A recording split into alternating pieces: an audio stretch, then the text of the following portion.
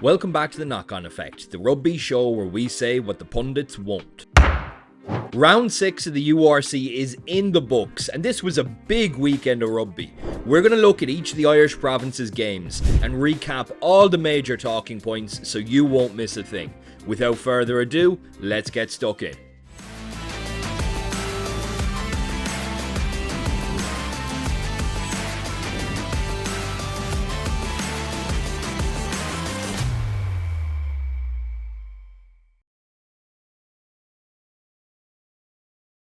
Jumping straight in, we're going to unpack Munster's performance against the Stormers. The headline, no scrum, no win.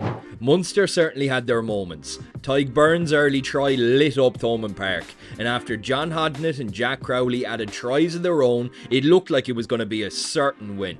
The Stormers, however, proved too physical, and much like the Springboks against France, never gave up, turning around a big first half lead through a dominant scrum and clinical, brutish forward play.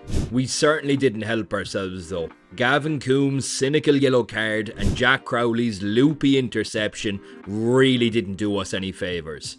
It was almost a fairy tale ending for Munster as Jack Crowley sent a dink over the top, reclaimed the ball towards Casey, who picked out a peach of a trip through which sent Tom Farrell over the try line. Referee Andre Piardi correctly broke the hearts of the Munster faithful as the ball was deemed to have gone forward in the build-up, and that was all she wrote. This is a monumental moment in Munster season. New head coach Clayton McMillan has had the Munster Mel in fine form so far, but this was a steep test. And with Bath away next in the Champions Cup, we'll see what we're really made of. As for Richie Murphy's Ulster, they hockeyed Benetton in Belfast. Robert Baloucoune seems destined to prove the Irish selectors wrong with a reimagined start to the year. Another 2 tries for him here, that brings him to a season total of 7.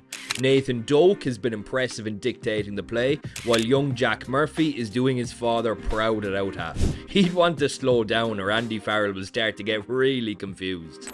As for Benetton, that's a 3-match skid and things are starting to become worrying. They've done so well in improving year after year, but this season, not even Jacob Umaga can save them. Connacht were doing the noble deed of thrashing the Sharks over the weekend, which is always much appreciated. Sean Naughton kicked man, woman and ball over the goalposts in the Dexcom Stadium, an impressive 5 tries from Stuart Lancaster's men. They look back on the path to redemption. As for the Sharks, you all know how I feel about them. The Sharks suck. Piss poor character, and they are falling apart at the seams this year. 6 rounds in and they only have 1 win. Cue the world's smallest violin. Lastly, Leinster took on the Dragons in a tight game with a controversial finish. Alex Soroka got the Leinster boys off to a great start, crossing the try line with just 4 minutes played, but things weren't as smooth as they would have expected. 2 first half yellow cards meant that Leinster were put under a lot of pressure. The Dragons did immensely well to stay in the fight all game, and with just 7 minutes left in the clock and Leinster up 17-10, referee Morne Ferreira decided that a shoulder to the head from the already yellow carded Scot Penny wasn't a penalty. Absolutely shocking decision. Maybe Mack Hansen was onto something after all. All that being said, the real difference maker here was undoubtedly RG Snyman. His relentless running was already causing the Dragons a lot of trouble before his breakaway try put an emphatic full stop on the contest. Let us know what you made of the Irish province's return to the URC. Was the Scot Penny tackle a card? Can Ulster and Connacht keep winning? Will Munster be able to bounce back against Bath? Have your say in the comments below. And as always, cheers for watching. Catch you at the next one.